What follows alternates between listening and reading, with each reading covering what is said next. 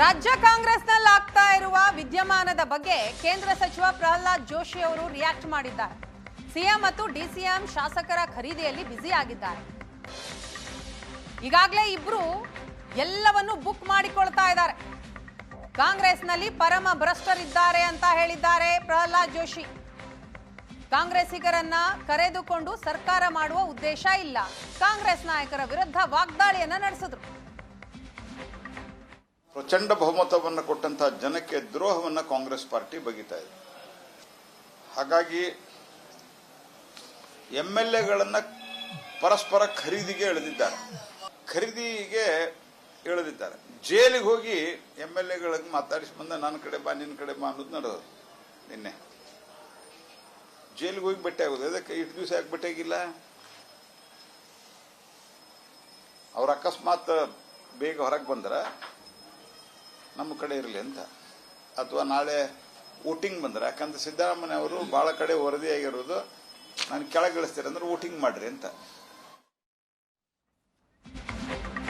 ಇನ್ನು ಅಧಿಕಾರ ಹಂಚಿಕೆಯ ಬಗ್ಗೆ ಚಿಕ್ಕೋಡಿ ಸಂಸದೆ ಪ್ರಿಯಾಂಕಾ ಜಾರಕಿಹೊಳಿ ಅವರು ಕೂಡ ಮಾತನಾಡಿದ್ದಾರೆ.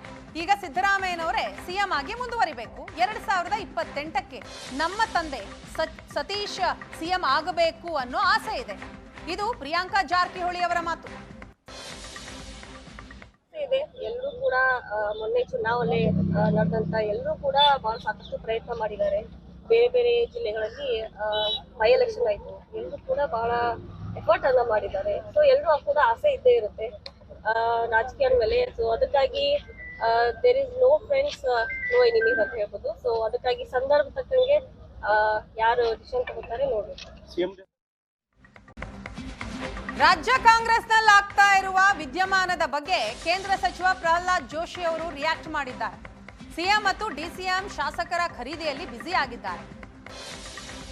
ಈಗಾಗಲೇ ಇಬ್ರು ಎಲ್ಲವನ್ನು ಬುಕ್ ಮಾಡಿಕೊಳ್ತಾ ಇದ್ದಾರೆ. ಕಾಂಗ್ರೆಸ್ನಲ್ಲಿ ಪರಮ ಭ್ರಷ್ಟರಿದ್ದಾರೆ ಅಂತ ಹೇಳಿದ್ದಾರೆ ಪ್ರಹ್ಲಾದ್ ಜೋಶಿ. ಕಾಂಗ್ರೆಸ್ಸಿಗರನ್ನ ಕರೆದುಕೊಂಡು ಸರ್ಕಾರ ಮಾಡುವ ಉದ್ದೇಶ ಇಲ್ಲ. ಕಾಂಗ್ರೆಸ್ ನಾಯಕರ ವಿರುದ್ಧ ವಾಗ್ದಾಳಿಯನ್ನ ನಡೆಸಿದ್ರು. ಪ್ರಚಂಡ ಬಹುಮತವನ್ನು ಕೊಟ್ಟಂತಹ ಜನಕ್ಕೆ ದ್ರೋಹವನ್ನ ಕಾಂಗ್ರೆಸ್ ಪಾರ್ಟಿ ಬಗೆತಾ ಇದೆ. ಹಾಗಾಗಿ ಎಂಎಲ್ಎಗಳನ್ನ ಪರಸ್ಪರ ಖರೀದಿಗೆ ಎಳೆದಿದ್ದಾರೆ. ಜೈಲಿಗೆ ಹೋಗಿ ಎಂಎಲ್ಎಗಳಿಗೆ ಮಾತಾಡಿಸಿ ಬಂದ ನನ್ನ ಕಡೆ ಬಾ ನಿನ್ನ ಕಡೆ ಬಾ ಅನ್ನೋದು ನಡೆದು ನಿನ್ನೆ ಜೈಲಿಗೆ ಹೋಗಿ ಭೇಟಿ ಆಗೋದು. ಅದಕ್ಕೆ ಇಷ್ಟು ದಿವಸ ಯಾಕೆ ಭೇಟಿಯಾಗಿಲ್ಲ? ಅವ್ರ ಅಕಸ್ಮಾತ್ ಬೇಗ ಹೊರಗೆ ಬಂದ್ರ ನಮ್ಮ ಕಡೆ ಇರಲಿ ಅಂತ, ಅಥವಾ ನಾಳೆ ವೋಟಿಂಗ್ ಬಂದ್ರೆ, ಯಾಕಂದ್ರೆ ಸಿದ್ದರಾಮಯ್ಯ ಅವರು ಬಹಳ ಕಡೆ ವರದಿಯಾಗಿರೋದು ನಾನು ಕೆಳಗಿಳಿಸ್ತೀರ ಅಂದ್ರೆ ವೋಟಿಂಗ್ ಮಾಡ್ರಿ ಅಂತ. ಇನ್ನು ಅಧಿಕಾರ ಹಂಚಿಕೆಯ ಬಗ್ಗೆ ಚಿಕ್ಕೋಡಿ ಸಂಸದೆ ಪ್ರಿಯಾಂಕಾ ಜಾರಕಿಹೊಳಿ ಅವರು ಕೂಡ ಮಾತನಾಡಿದ್ದಾರೆ. ಈಗ ಸಿದ್ದರಾಮಯ್ಯನವರೇ ಸಿಎಂ ಆಗಿ ಮುಂದುವರಿಬೇಕು. 2028ಕ್ಕೆ ನಮ್ಮ ತಂದೆ ಸತೀಶ್ ಸಿಎಂ ಆಗಬೇಕು ಅನ್ನೋ ಆಸೆ ಇದೆ. ಇದು ಪ್ರಿಯಾಂಕಾ ಜಾರಕಿಹೊಳಿ ಅವರ ಮಾತು.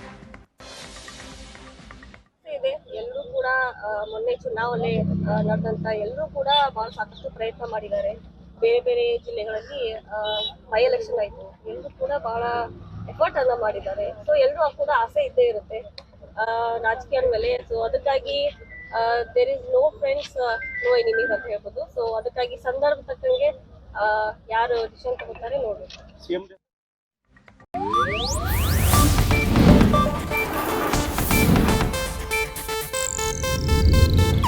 ಇದು ಏಷ್ಯಾನೆಟ್ ನ್ಯೂಸ್ ನೆಟ್ವರ್ಕ್ ಪ್ರಸ್ತುತಿ.